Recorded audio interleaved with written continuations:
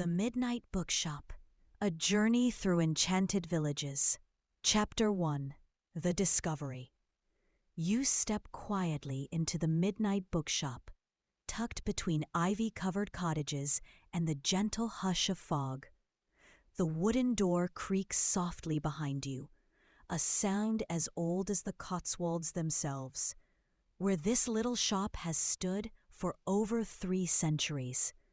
The floorboards beneath your feet, worn smooth by countless midnight visitors, whisper stories of their own. Warm lamplight flickers across shelves that reach toward the beam ceiling. These oak beams, harvested from forests that once covered medieval England, still carry the scent of ancient wood, mingled now with chamomile tea and old paper. You breathe deeply. The air holds the essence of dried lavender, hung in bundles from the rafters, just as villagers in Provence have done since the 1400s.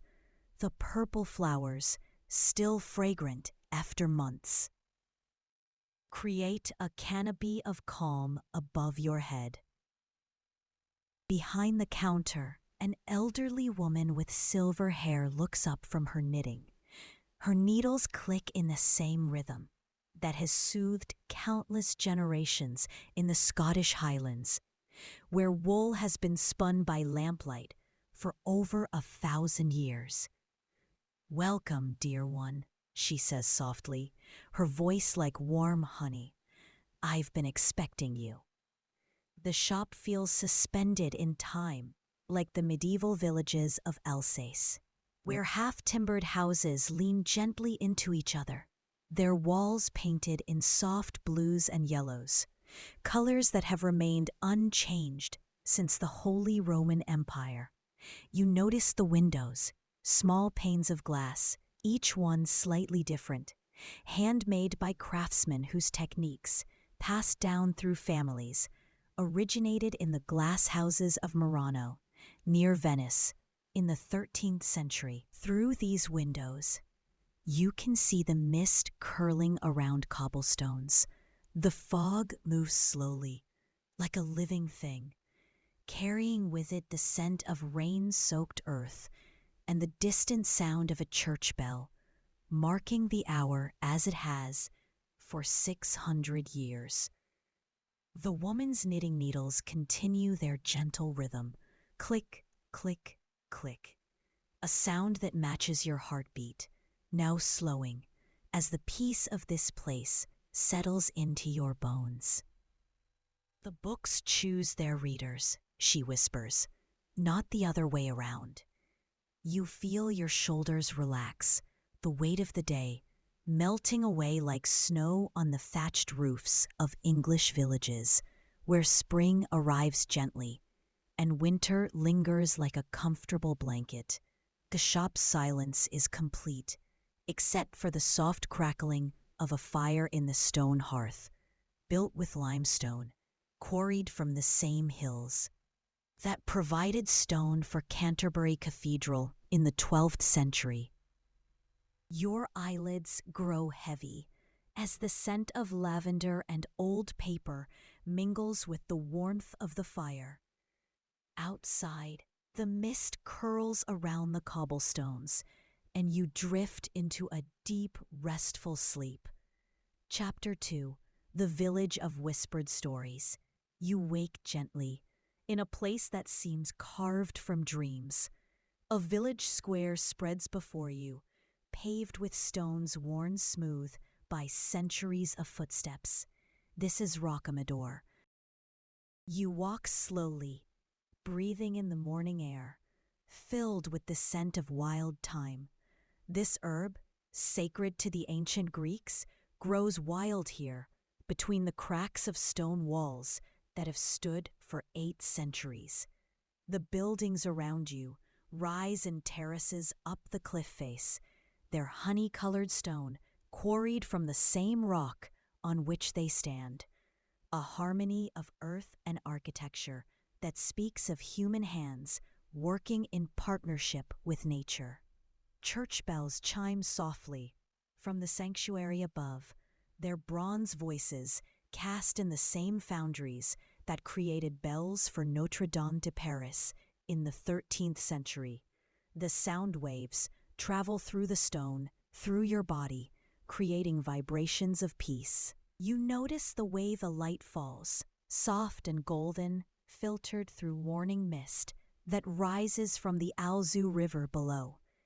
This river carved the canyon drop by drop over millions of years, teaching patience to anyone who listens.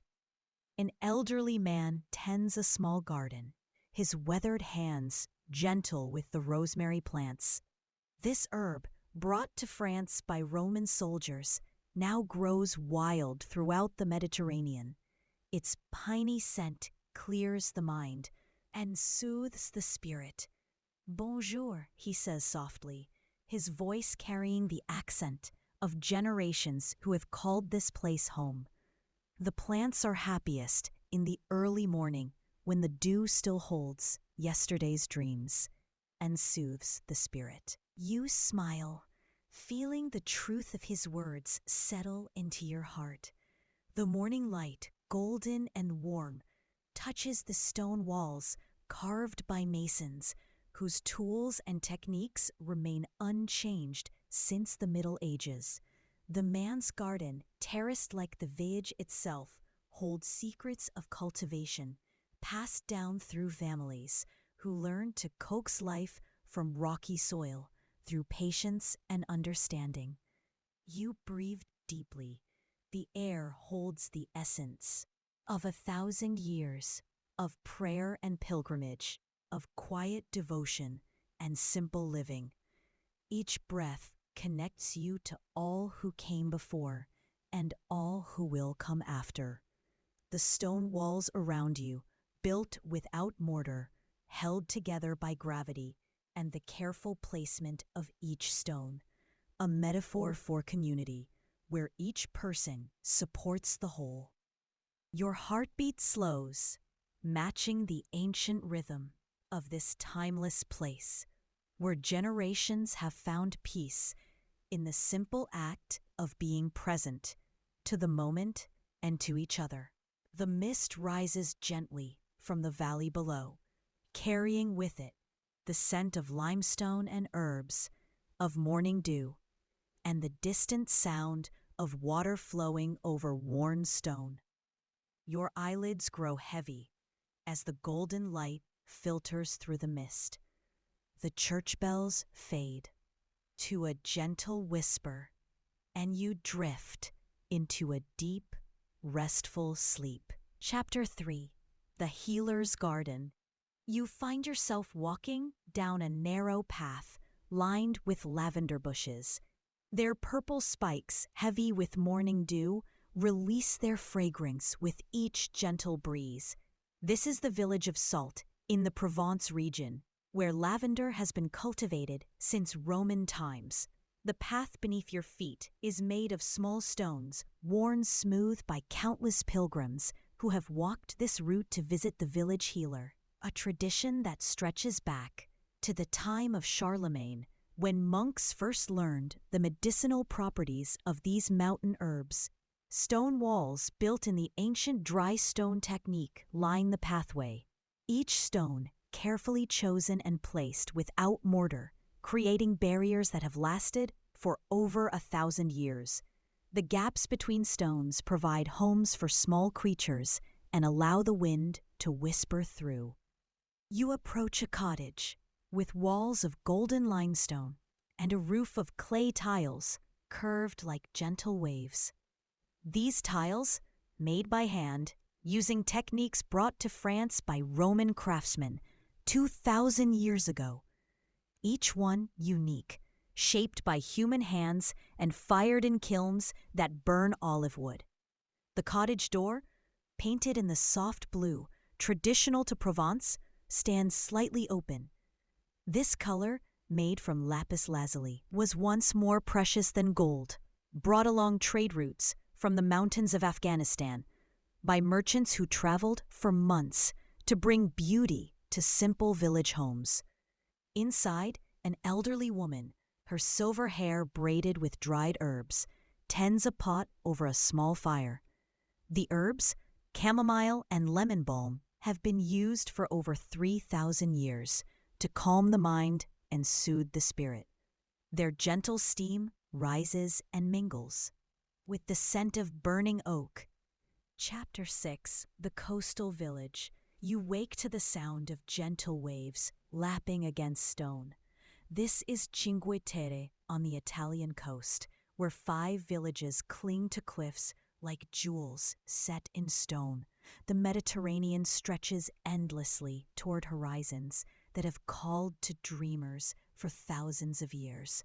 The morning light, golden and warm, touches terraced hillsides where grapevines have grown since Roman times. These terraces, poured, carved by hand from steep mountainsides, represent centuries of patient labor by families who transformed impossible terrain into gardens of beauty. You walk along paths paved with stone, quarried from the same cliffs on which the villages are built. Each stone placed with care by masons whose knowledge came from ancestors who learned from Roman engineers the secrets of building on impossible terrain. The sea, he says softly, speaks to those who listen. It tells of storms and calms, of tides and seasons, of life that flows like water from one generation to the next. You sit beside him on stone steps, worn smooth by centuries of fishermen who have sat here at dawn preparing their nets for the day's work. The stone, warm from the sun, holds the heat like a blessing from the earth. Olive trees, ancient and gnarled, grow from cracks in the stone walls, their roots strong enough to split rock, yet gentle enough to nurture the silver-green leaves that shimmer in the sea breeze like coins made of light. The scent of salt air mingles with the fragrance of lemon trees growing in terraced gardens. These lemons, descendants of trees brought by Arab traders 1,000 years ago, still carry the sunshine of Mediterranean summers in their golden skins. The fire crackles softly, burning wood from olive trees that have grown here since the Phoenicians first brought them from the eastern Mediterranean 3,000 years ago. The flames dance in the ancient rhythm of hearth and home. Your breathing slows as the herbal steam fills your lungs with centuries of wisdom, gathered from these hills by women who understood the gentle power of plants to heal and to comfort. The afternoon light, filtered through herbs, hanging from the rafters, creates patterns on the stone floor like stained glass windows in a cathedral built not of stone but of peace and ancient knowledge. Your eyelids grow heavy as the scent of lavender mingles with rose petals and the warmth of the fire wraps around you like a gentle embrace. You drift into a deep, restful sleep. Chapter 4: The Monastery Library. You wake to find yourself in a long stone corridor lit by candles in iron sconces. The walls, built from granite, quarried from the Vosges Mountains over 800 years ago, still hold the coolness of ancient stone and the silence of countless prayers. This is the monastery of Cluny in Burgundy, once the largest church in all of Christendom, where monks for over 1,000 years have preserved the written wisdom of the world in libraries that hold treasures beyond measure. Your footsteps, soft on stone floors, worn smooth by generations of sandaled feet, echo gently in the vaulted space.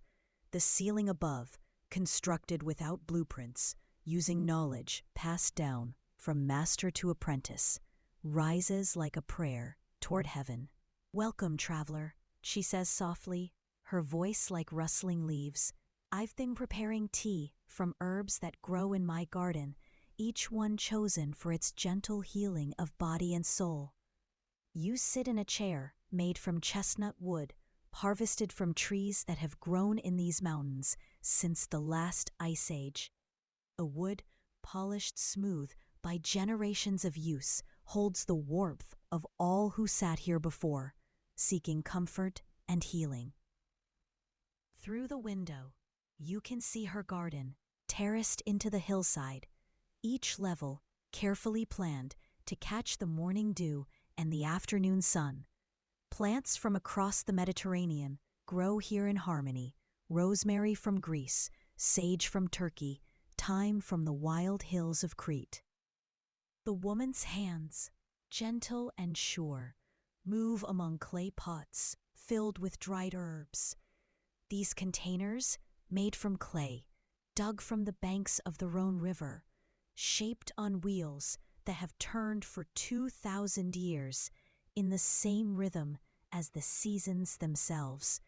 Lavender, she says, placing dried flowers in a small cloth bag for peaceful sleep, chamomile for gentle dreams, rose petals for a grateful heart, each herb a gift from the earth.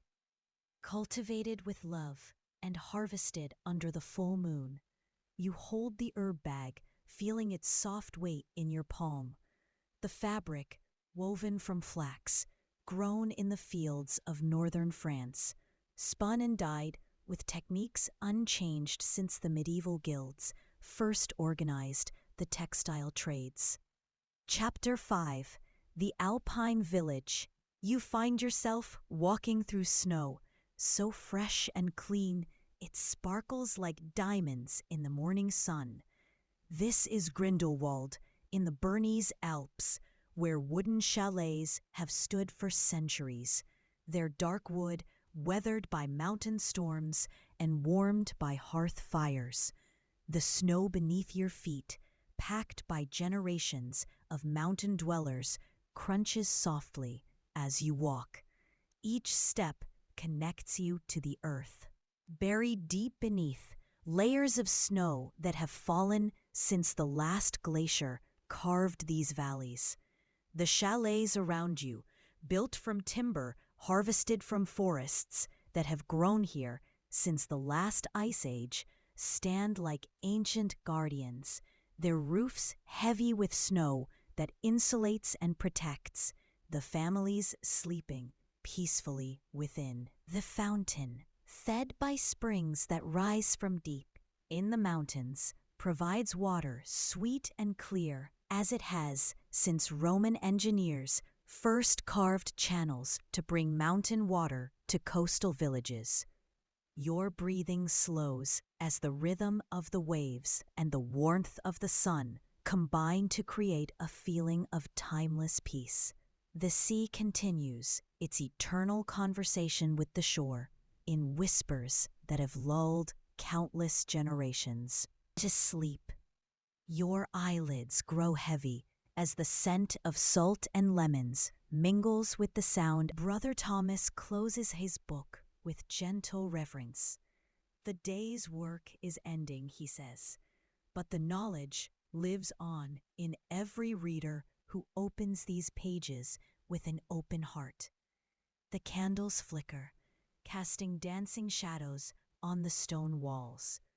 The light grows softer as evening approaches, and the monastery bells begin their gentle call to evening prayer. Your eyelids grow heavy as the peace of centuries settles into your bones. The scent of parchment and burning wax mingles with the sound of distant chanting, and you drift into a deep, restful sleep. Shelves line the walls, holding books bound in leather from cattle raised in the monastery fields. The leather, treated with oils from olives grown in the monastery groves, will protect these pages for hundreds of years to come. The silence here is different from ordinary quiet. It's the silence of deep contemplation, of minds focused on eternal truths. A silence that has gathered, layer by layer, like sediment in a peaceful lake. Sunlight streams through windows, illuminating pages covered with illuminated letters, painted in gold leaf and ultramarine blue, colors that cost more than their weight in silver, applied by artists who saw their work as prayer made visible. You breathe deeply. The air holds the scent of old parchment and beeswax candles, of leather bindings, and the faint fragrance of herbs dried in the monastery gardens for making ink and healing potions. The houses, painted in colors that reflect the sea, rise from the cliffs like flowers growing from rock. Yellows bright as Mediterranean sun, blues deep as morning sky, greens soft as olive leaves, colors that have weathered countless storms and countless peaceful dawns. Fishing boats, painted in traditional colors, blue and white and red, rest in the small harbor. These boats, built using techniques passed down through generations. Of fishermen who learned to read the sea like a book, written in waves and wind.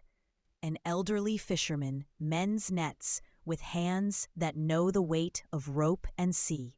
His nets, woven from hemp grown in the hills of northern Italy, will catch fish from waters that have fed coastal families for 3,000 years. The father carves intricate patterns in wood using tools passed down through his family for over 200 years. The designs, traditional to this valley, tell stories of mountain life, of seasons and harvests, of birth and celebration. His wife spins wool on a wheel made by her grandfather. The wool from sheep that graze in high meadows during summer creates thread that will become warm clothing to protect against winter storms. Their children play quietly with wooden toys carved from pine and painted with colors made from mountain berries and clay. The toys passed down through generations carry the love of countless hands that shaped them.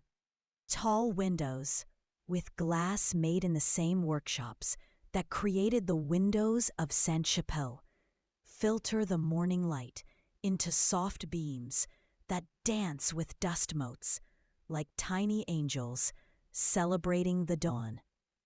You enter the scriptorium, where monks with infinite patience have copied manuscripts for centuries, preserving the knowledge of ancient Greece and Rome, of Arabian mathematics and Chinese medicine.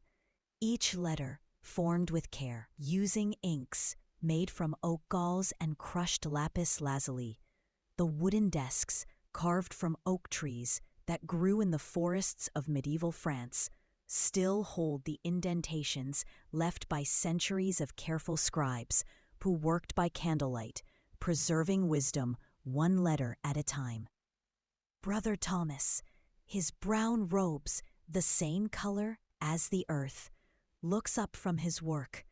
His hands, stained with ink, hold a quill made from a goose feather, prepared according to methods known since the Roman Empire. Knowledge, he says softly, is meant to be shared, like bread broken among friends.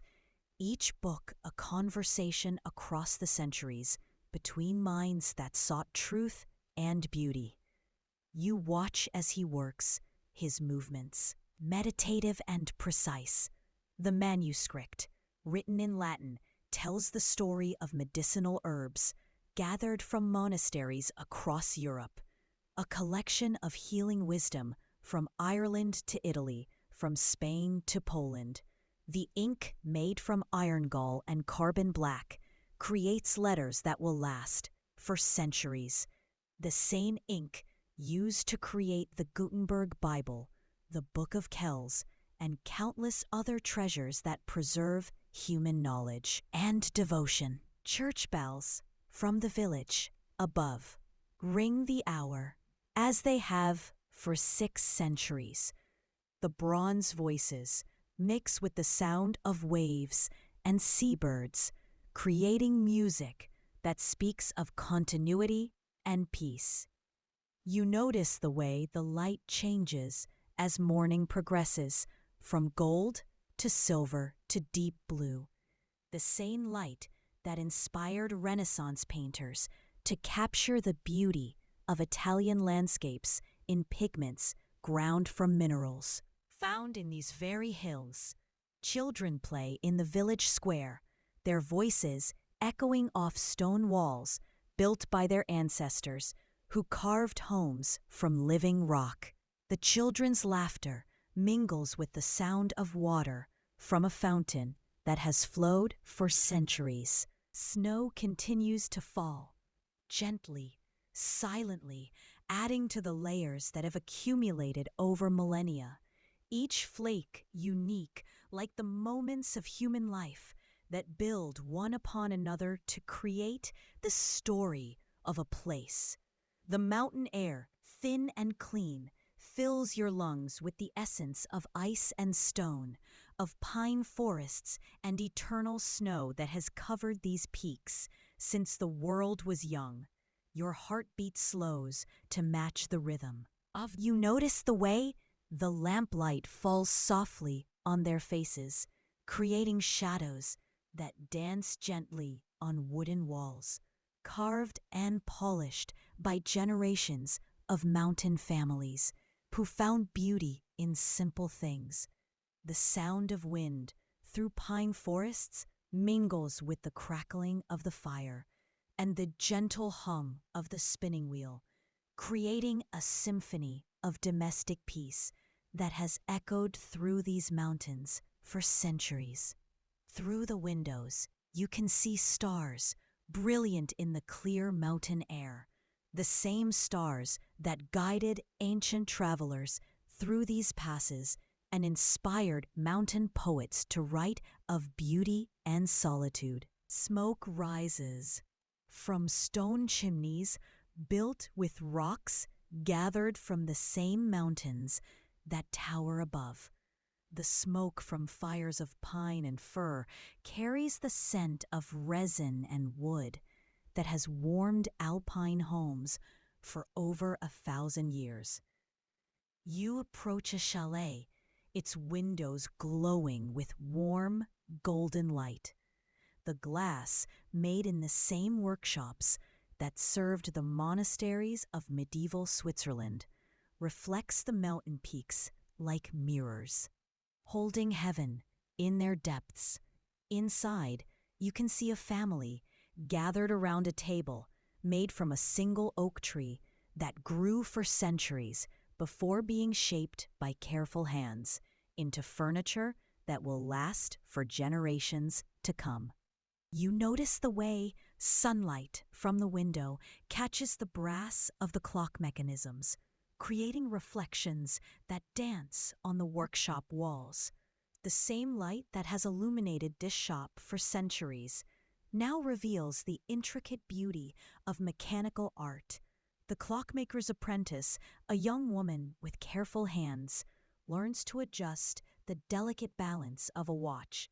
Her training following traditions that stretch back to the medieval guilds where knowledge was passed down through years of patient practice.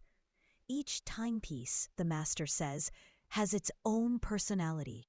Some run fast, eager to reach the future. Others prefer to linger in the present. The art is in understanding what each one needs to keep perfect time. You feel your own heartbeat slowing to match the rhythm of the grandfather clock, whose pendulum swings with the patience of centuries. The brass weights descend so slowly that their movement is almost imperceptible. Your eyelids grow heavy as the gentle ticking of the clocks creates a lullaby of measured time. The clockmaker continues his work, and you drift into a deep, restful sleep. Your eyelids grow heavy as the golden light of late afternoon bathes the vineyard in warmth. The scent of ripe grapes mingles with the sound of gentle wind through the leaves, and you drift into a deep, restful sleep. Chapter 10. The Clockmaker's Shop. You wake to find yourself in a shop filled with the gentle ticking of dozens of clocks, each one keeping time in its own rhythm. This is the village of Bern in Switzerland, where clockmakers have practiced their craft for over 500 years. The shop, with walls of dark wood, polished by centuries of careful hands, holds timepieces that measure not just hours, but the passage of human life. Each clock, a meditation on the preciousness of moments and the beauty of precision. Behind the counter, an elderly clockmaker, his magnifying glass positioned over a mechanism, so delicate it seems like jewelry made of brass and steel. His tools, inherited from his father, who learned from master craftsmen in the guilds of medieval Europe. Time, he says softly, his voice mixing with the chorus of ticking, is the most democratic of all gifts. Rich and poor, young and old, all receive the same 24 hours. Each day, the difference lies in how we choose to fill them. You watch as his hands, steady despite their age, adjust a spring no thicker than a human hair. The spring, made from steel, forged in the same furnaces that created the swords of medieval knights, now serves the gentler purpose of marking time. Through the window, you can see deer moving silently through the trees. Their presence, gentle and unafraid, speaks of a place where humans and nature live in harmony, as they have for centuries in this protected forest.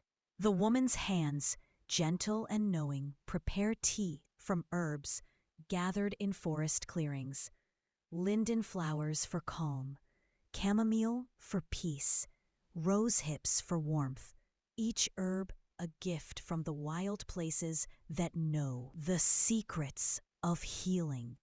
You notice the way the light changes as clouds pass over the sun, creating shadows that move across the forest floor like gentle ghosts of all the generations who have found peace in these woods. The sound of the wheel, turning, mingles with the distant sound of church bells and the voices of children playing in the square outside. The same sounds that have accompanied the work of potters in this place for centuries. You breathe deeply, the air filled with the scent of wet clay and wood smoke carries the essence of earth and fire, of human creativity, working with natural materials to create objects of beauty and utility. The afternoon light, slanting through the windows, creates patterns on the workshop floor, covered with clay dust that has accumulated over decades of work. The dust, fine as flour, tells stories of all the pots that have been born in this place. The cheese, made from milk of cows that graze in meadows between the vineyards, has been aged in caves where temperature and humidity remain constant year after year. The same caves where wine is stored to develop its complexity and depth. The afternoon air filled with the scent of ripening grapes and the sound of bees working among the vine flowers creates a symphony of abundance and gratitude. The same sounds and scents that have marked harvest time in this place for millennia. Your breathing slows as the peace of the vineyard settles into your bones. The rhythm of the seasons of growth and harvest, of rest and renewal, flows through you like wine through ancient stone. Birds sing in the canopy above, their songs part of a symphony that has played in this forest for thousands of years. each note a celebration of life and beauty that continues despite the changing of seasons and centuries. The sound of the stream mingles with birdsong and the gentle crackling of the fire, creating a lullaby that speaks of earth and water, of growth and rest, the same sounds that have soothed forest dwellers. Since humans first learned to find peace in wild places, your heartbeat slows to match the rhythm of the forest breathing, the trees exhaling oxygen that fills your lungs with the essence of life itself. You become part of the forest's dream of peace and continuity. The vineyard stretches across hills that were shaped by glaciers during the last ice age. The slopes, perfectly angled to catch the morning sun and shelter the vines from harsh winds, show the wisdom of centuries of careful cultivation. An elderly vintner, his hands stained purple from years of harvest, examines grapes with the expertise that comes from a lifetime of patient observation. His knowledge passed down through generations of his family who have tended these vines for over 200 years. Each grape, he says softly, carries the story of the year. Rain in spring, sun in summer, cool nights in autumn. All these become part of the wine that will bring joy to people we will never meet. The potter's wheel, made from wood that came from oak trees, grown in the forests of northern Italy, has been repaired and maintained by generations of craftsmen who understood that good tools deserve to be cherished and preserved. On the shelves, you see pottery decorated with designs that tell stories of this region. Vines and grapes for the harvest, wheat and olives for abundance, fish and birds for the gifts of nature, patterns that have been used for over 500 years. The potter's apron, stained with clay of many colors, bears the marks of countless hours spent shaping beautiful things from earth and water. His tools, worn smooth by use, include some that belonged to his grandfather and his grandfather's grandfather.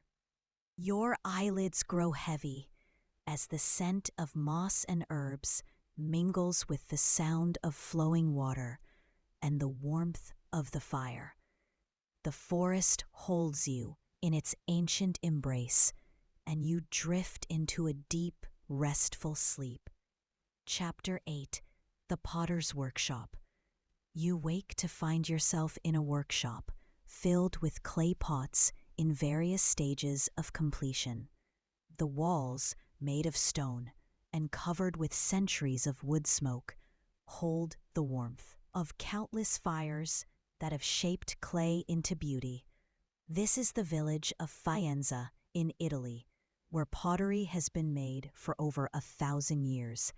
The clay, dug from riverbanks nearby, contains minerals that have been carried by water from the Apennine Mountains for millions of years. Chapter 9: The Vineyard. You find yourself walking between rows of grapevines, heavy with fruit, in the golden light of late afternoon. This is Champagne, in northeastern France, where monks first learned to capture the essence of sunshine and rain in bottles of sparkling wine. The vines around you, some over a century old, have roots that reach deep into chalky soil that was once the bottom of an ancient sea. The chalk, formed from countless tiny sea creatures over millions of years, gives the grapes their distinctive mineral taste. You walk along paths between the vines that have been walked by generations of winemakers who learned to read the sky and the soil to know when grapes were ready for harvest. The path worn smooth by countless feet, connects you to this ancient tradition. Your hands rest on the wooden counter, worn smooth by centuries of use. You can feel the history of this place in the wood that has absorbed the oils from countless hands and the vibrations of the potter's wheel. Your eyelids grow heavy as the rhythm of the wheel and the warmth of the workshop combine to create a feeling of deep peace. The potter continues his ancient work, and you drift into a deep, restful sleep. The workshop, filled with shelves of pottery waiting to be fired, tells stories of daily life in this ancient town. Bowls for bread, jugs for wine, plates for family meals, each piece made with care for people who will use them for years to come. In the corner, a kiln built from fire bricks, made from clay found in the same hills, prepares to transform shaped clay into ceramic. The fire that will burn for days reaches temperatures that were first achieved by Roman potters 2,000 years ago. You notice the way the light falls on the potter's hands as he works, the same light that has illuminated this workshop for centuries, filtering through windows made from glass, blown in the same furnaces that created the windows of medieval cathedrals. The potter, his hands covered with clay that has dried to the color of birth, works at a wheel that has turned with the same rhythm for centuries. His feet push pedals worn smooth by generations of potters who learned their craft from masters who learned from masters. Clay, he says softly, his voice mixing with the sound of the wheel, remembers everything. The rain that fell on mountains, the pressure of being buried. For centuries, the heat of the kiln that transforms it into something new and beautiful. You watch as his hands shape a bowl from clay that spins on the wheel. His movements, meditative and sure, follow patterns learned from his father, who learned from his father, in an unbroken chain of knowledge and skill. An elderly woman, her hair silver as birch bark, tends a fire in a stone hearth. The wood from fallen branches, gathered with gratitude, burns with flames that dance like forest spirits, celebrating life and renewal. "Welcome, child," she says, her voice soft as wind through leaves. "The forest has been waiting for your visit. Trees have patience that humans are still learning. They know that peace comes to those who sit quietly and listen." You sit in a chair made from wood so old and smooth, it seems to hold the wisdom of the forest itself. The chair, carved by her grandfather, fits your body as if made especially for this moment of rest and reflection. You hear the sound of water flowing over rocks. A stream, clear as crystal, winds through the forest, fed by springs that rise from deep in the earth. The water, cold and pure, has carved its path through stone and soil for millennia. Beside the stream stands a small cottage with walls of dark wood and a roof covered with moss and small wildflowers.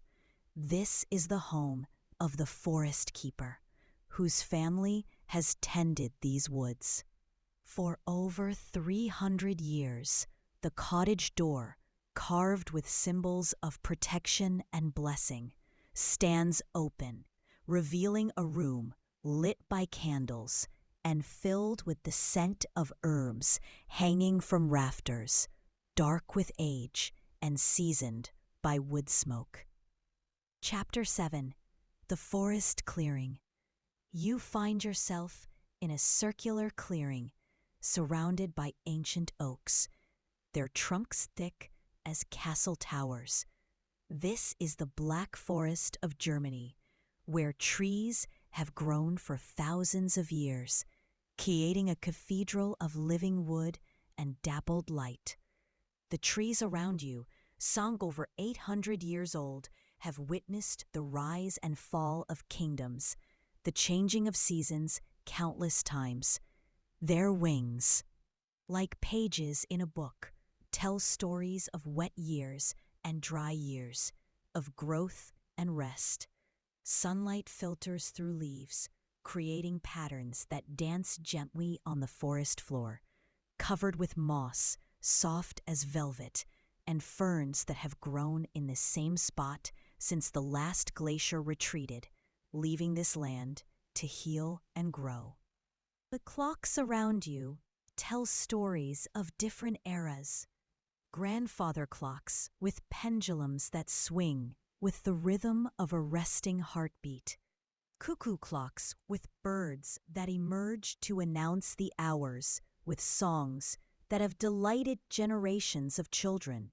On the workbench, gears and springs lie arranged like the components of a mechanical poem, each piece precisely cut from metals that were mined from the same Alps that tower over this village, their surfaces polished to mirror brightness. The sound of ticking creates a symphony of measured time. Some clocks tick quickly, like excited heartbeats. Others tick slowly, like the breathing of someone in deep, peaceful sleep. Together, they create a rhythm that speaks of continuity. The shop's cat, gray and silent, moves between the clocks with the grace of time itself. Its presence, a reminder that some rhythms are older than human measurements. The cat's purr adds another layer to the symphony of ticking. Through the window, you can see the town square where a clock tower has marked the hours for over 400 years. The same tower that called merchants to market, that marked the beginning and end of countless working days. The afternoon light grows softer as the day progresses toward evening. The clocks continue their eternal conversation about time and patience, about the moments that make up a human life, each tick a heartbeat of the universe. Birds sing in the oak trees that border the vineyard.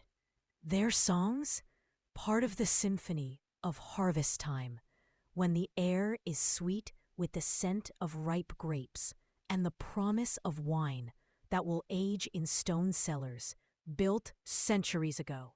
The vintner's wife brings a tray of simple food, bread baked in ovens that have been used by her family for generations, cheese aged in caves carved from the same chalk that nourishes the vines, olives from trees that have grown in this soil for centuries. You taste the bread still warm from the oven, the wheat grown in fields that have been cultivated since medieval times, carries the flavor of sun and rain, of careful tending and patient waiting for the perfect moment of harvest. You sit on the stone wall, built from limestone, quarried from the same hills that support the vines. The stone, warm from the sun, has held heat during the day and will release it slowly through the night, helping the grapes ripen evenly. The wall, built without mortar, using techniques learned from Roman engineers who first planted vines in this region over 2,000 years ago, still stands strong, held together by the careful fitting of stone upon stone. You notice the way the light changes as the sun moves across the sky, creating shadows that shift between the rows of vines.